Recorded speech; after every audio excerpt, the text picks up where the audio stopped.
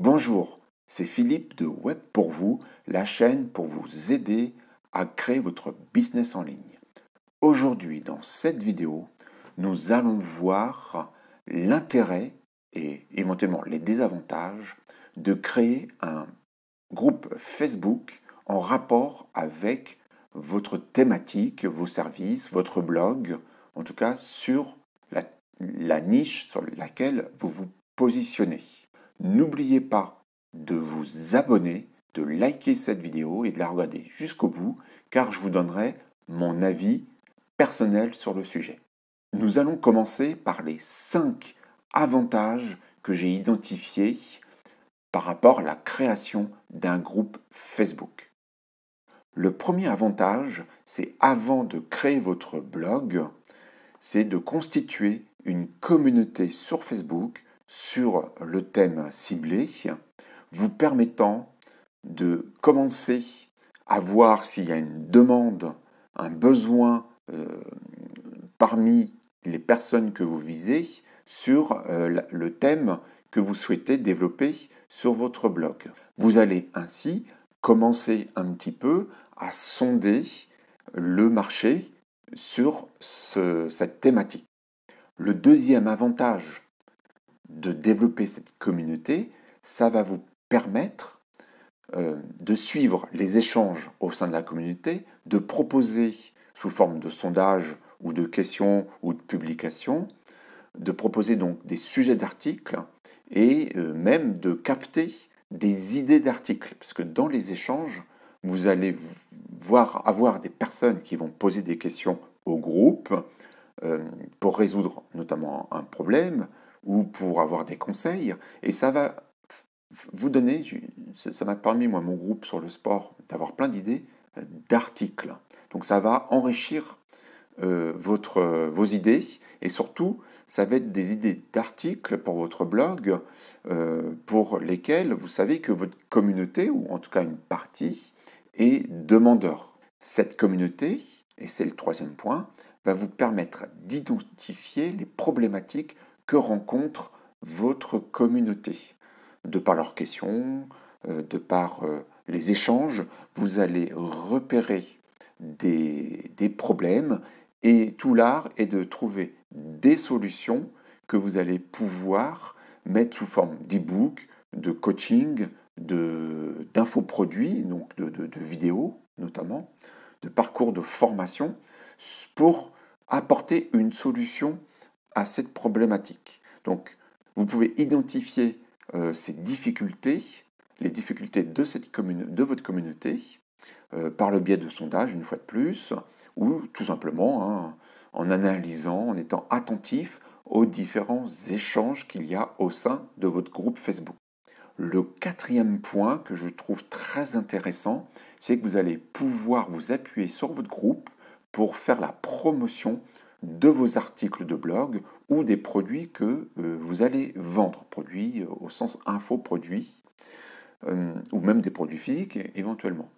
Donc l'intérêt, c'est que quand vous démarrez un blog, si vous avez préalablement pendant plusieurs mois constitué une communauté autour du thème ciblé, dès vos premiers articles, vous allez pouvoir faire une publication renvoyant sur vos articles et vous allez donc avoir vos premiers lecteurs. Et c'est ça qui est très important, vous allez pouvoir, dès le démarrage, avoir des lecteurs. Parce que si vous commencez un blog qui s'appuie sur aucun réseau social, vous allez avoir franchement zéro lecteur. Donc le fait de pouvoir faire la promotion au sein d'un groupe, ça va vous apporter du trafic sur l'article concerné. Et ça va être également un bon indicateur pour Google, pour le moteur de recherche Google, intéressant et positif, un point positif qui va lui indiquer qu'il y a des visites sur votre blog. Donc ça va améliorer votre référencement. Le dernier point, donc le cinquième que j'ai identifié, un groupe, une communauté va vous permettre de capter quelques adresses email pour enrichir votre liste email. Donc, pour permettre derrière d'envoyer des newsletters ou de faire de l'emailing marketing. Vous pouvez donc capter des mails de deux façons. Vous pouvez faire des publications qui renvoient, donc une publication Facebook sur votre groupe, qui renvoie vers la page de capture d'email qui propose un lead magnet ou un cadeau, du type e-book, du type extrait d'une vidéo, de type PDF, etc., apportant une solution à un des problèmes que vous avez identifiés, et ça va vous permettre de commencer à capter des adresses mail. La deuxième façon que j'utilise pour capturer des adresses mail, c'est à l'inscription sur le groupe, parce que je fais, bien sûr, ce n'est pas un groupe qui est public et ouvert à tout le monde, les personnes doivent demander une inscription au groupe. Je leur pose quelques questions basiques, mais très très peu, il ne faut pas en faire énormément. Est-ce que vous êtes d'accord avec les règles du groupe, puis on leur remet les principales règles de bonne conduite sur le groupe. Et puis je leur demande si vous souhaitez recevoir la newsletter du blog, merci de laisser votre adresse mail. J'y croyais pas tellement au début, et en fait, en faisant ça, et je regrette un peu de ne pas l'avoir fait dès le démarrage, ça m'a permis de collecter un certain nombre d'emails pour faire grossir ma liste d'emails et de prospects. Donc, pour vous donner, ça dépend des niches, mais pour vous donner une idée, j'ai presque 20% de personnes qui laissent leur adresse mail. Donc, ça peut paraître peu, mais c'est très intéressant parce que ça vous fait un autre canal de capture de mail parallèlement au référencement naturel ou à ce que vous pouvez faire comme promotion sur d'autres réseaux sociaux comme Pinterest. Donc, il ne faut pas négliger, c'est facile à mettre en place et vous collectez comme ça quelques adresses mail. Au niveau des inconvénients, j'en ai identifié au moins 4. N'hésitez pas en commentaire à ajouter des avantages et des inconvénients que vous aurez de votre côté, par votre expérience, identifiés si vous-même vous gérez un groupe Facebook.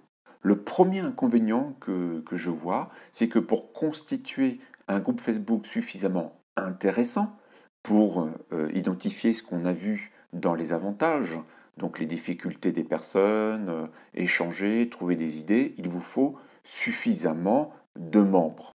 Et pour avoir suffisamment de membres dans votre groupe, cela prend du temps. Ça ne se fait pas en 2 mois. Sauf si vous êtes sur une thématique qui fait le buzz ou je ne sais quoi. Mais plaçons-nous dans un environnement normal. Il faut plusieurs mois pour avoir plusieurs centaines de membres. Comme exemple, mon groupe sur le sport chez soi, qui est donc associé à mon blog sur le développement personnel grâce au sport à la maison, pour acquérir de la confiance, de l'estime, de la motivation en soi, enfin de l'estime en soi. Donc j'ai mis presque 1 an pour avoir environ 2500 à 2600 membres, qui commencent à être un groupe intéressant à exploiter, à interroger, à interagir, avec lequel je peux interagir. Donc, comment je suis arrivé à ces 2500 membres? Au démarrage, j'ai invité bien sûr mes amis. J'ai mis le groupe sur mon blog, parce que quelques mois plus tard, j'avais créé mon blog. Donc j'ai mis comme quoi il y avait dans mes articles, sur ma page d'accueil du blog, comme quoi il y avait ce groupe. Facebook m'a apporté un petit peu d'inscription organique, c'est-à-dire des personnes qui tapent sport à la maison, sport chez soi, ou certains thèmes qui sont abordés au sein du groupe, et comme ça découvrent le groupe. Au démarrage, c'est assez difficile, je trouve, cet apport, ce flux organique qui est assez inexistant. Alors j'ai remarqué que depuis décembre dernier, j'ai des vagues d'inscriptions organiques. Donc je ne sais pas si c'est Facebook, l'algorithme de Facebook qui fait des ajustements, ou si le contexte fait que par moment, il y a des gens qui s'inscrivent en masse. Je peux avoir pendant 2-3 jours 0 personnes qui s'inscrivent et puis tout d'un coup, j'ai 5 personnes qui s'inscrivent. Donc, j'utilise évidemment, j'accepte ces inscriptions organiques. Je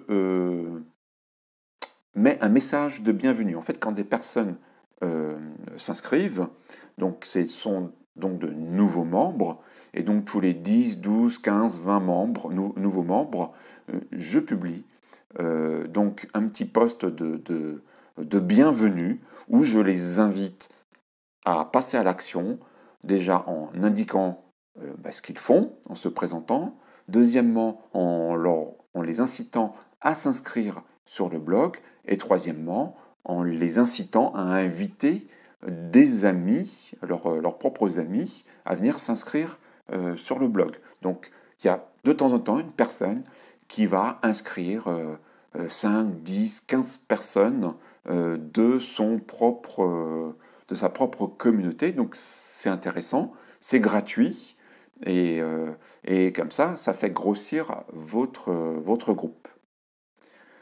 Un autre moyen, c'est la publicité Facebook que j'ai utilisée, qu'il faut faire à bon escient. Soit vous faites de la promotion de la page, parce que votre groupe peut être associé à une page Facebook, donc vous faites la promotion de votre page. Vous avez des personnes qui s'inscrivent, et puis ces personnes, vous pouvez les inviter sur votre groupe. Donc ça, je l'ai beaucoup utilisé. Ça m'a permis de faire rentrer quand même plusieurs centaines de personnes sur mon groupe.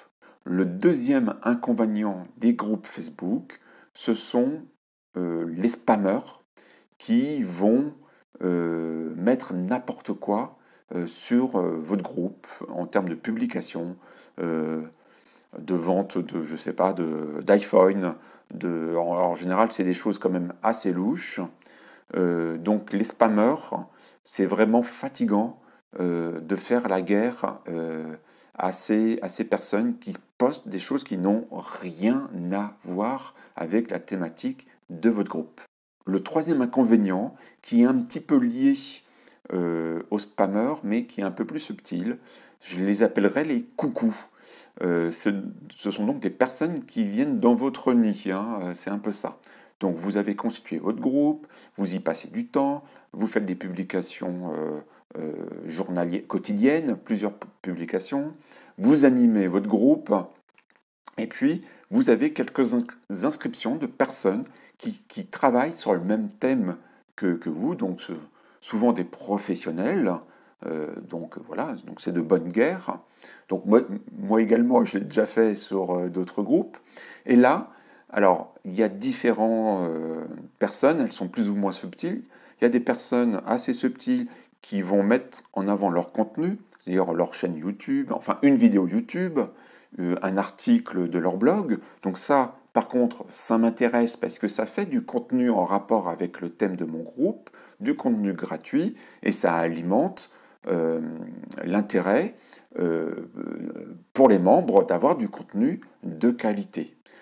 Il y en a d'autres qui sont un peu moins subtils, je vais dire, qui vont tenter donc de vendre des produits en rapport avec votre thème, mais qui vont les vendre un petit peu trop directement, et ça me gêne parce que d'une part, ils m'ont pas demandé en amont si c'était possible, ils n'ont pas voulu créer un partenariat parce que ça reste quand même un groupe Facebook, même si c'est très convivial, mais ça reste quand même du business. En tout cas, il faut avoir cet état d'esprit que votre groupe, c'est du business au final. C'est pour que vous puissiez y trouver des idées, des prospects, vendre des produits, promouvoir vos articles. Donc, il faut bichonner votre groupe et il ne faut pas qu'il y ait des coucous qui viennent vendre des produits similaires à ce que vous faites, qui proposent du coaching, parce qu'ils vont capter gratuitement, quelque part, tous les efforts que vous avez investis dans votre groupe, ils vont venir capter en fait le résultat. Alors je ne dis pas qu'ils sont mauvais, hein, c'est pas du tout ça, mais ils vont, au lieu de créer leur propre groupe, ils vont venir squatter votre groupe. Donc le dernier inconvénient, c'est en rapport avec ce que je vous ai dit, c'est faire la police. Moi, je vous invite à, bien sûr, à, à ne pas laisser les publications euh, en libre publication, c'est-à-dire que un membre puisse publier sans que vous puissiez valider son poste, sinon vous allez avoir tout et n'importe quoi. Donc, moi j'ai mis en place sur mon groupe, je filtre les publications. Donc, quelqu'un qui veut publier, il n'y a aucun souci, mais je dois valider la publication avant qu'elle soit visible au sein du groupe. Ce qui me permet de faire le tri entre ça, c'est un contenu qui intéresse ma communauté, ça, c'est du commercial, c'est du spam, c'est du marketing, ça ne m'intéresse pas, ou la personne, parfois je refuse certaines publications parce que la personne en amont ne m'a pas contacté pour me proposer un partenariat de type est-ce que je peux publier ma vidéo YouTube et puis en contrepartie, sur mon propre groupe, je ferai la promotion de ton groupe. Il y a des échanges comme ça qui peuvent se faire, et ça m'est arrivé, hein, bien sûr, et donc là, c'est gagnant-gagnant. Donc j'apporte du contenu, et puis en plus, je peux capter d'autres personnes qui seraient intéressées par mon groupe. Voilà, donc la moindre des choses, c'est de me contacter en amont pour me dire, voilà, je voudrais publier ça, est-ce que tu es d'accord en tant qu'administrateur de ce groupe, et puis en échange, ceci ou cela. Là après, c'est de la négociation et je trouve ça intéressant. Mais il y en a qui ne demandent même pas. Ils postent pour promouvoir leur offre. Et puis, voilà, c'est le principe des coucous. Donc, le fait de faire la police, ça prend du temps. Et globalement, tout prend du temps, vous me direz, mais globalement, quand vous voulez bien animer un groupe Facebook, eh bien, il faut mettre en place des outils automatiques pour pouvoir publier quotidiennement au moins une publication pour vous animer, voilà. Et de temps en temps, je poste soit mes propres articles, soit des articles que j'ai trouvés ailleurs qui sont intéressants, ou des vidéos que je trouve intéressantes à partager. Et comme ça, je crée des échanges avec ma communauté. Donc on a vu le pour et le contre pour gérer un groupe, enfin pour créer et gérer un groupe Facebook. Je dirais, quelque part, c'est à vous de voir. On ne peut pas tout faire en même temps. Donc le principe d'un entrepreneur, d'un web entrepreneur, c'est de faire des arbitrages, de peut-être repousser plus loin la gestion ou la création d'un compte sur un réseau social, sur un nouveau réseau social. En tout cas, par rapport à mon expérience, je ne peux que conseiller la création d'un groupe Facebook si la communauté sur Facebook peut correspondre à votre cible. Évidemment, si vous vous adressez à des adolescents ou des très jeunes, c'est peut-être pas le bon réseau social sur lequel il faut commencer. Mais en tout cas, si votre niche, votre thématique correspond à l'usage que font les gens sur Facebook, je ne peux que vous encourager à créer votre groupe en amont, même en amont, avant votre blog, pour pouvoir commencer à créer une communauté. Et au démarrage, c'est gratuit, donc ça ne coûte rien. Vous pouvez lancer votre groupe, créer votre groupe. L'intérêt, c'est que vous êtes, vous pouvez également vous inscrire à des groupes, mais vous n'aurez pas la main sur les publications, sur ce que vous pouvez faire. Vous pourrez même être banni par l'administrateur. Mais quand vous créez votre groupe, alors même si vous n'êtes pas propriétaire de votre groupe parce que ça appartient à Facebook, vous en êtes quand même l'administrateur et le principal animateur. Donc c'est un très très bon moyen, comme je l'ai dit au démarrage, d'identifier les problématiques de votre communauté, de trouver des idées, de nouer des partenariats, parce que vous avez des professionnels qui vont venir sur votre groupe, pas les coucous, hein, les autres, et qui vont vous proposer des partenariats. Donc c'est très très intéressant. Moi, ça m'est arrivé plusieurs fois. Donc, créez rapidement votre groupe Facebook. Ça sera la première étape de votre business en ligne. Je vous dis à bientôt pour la prochaine vidéo. Ciao!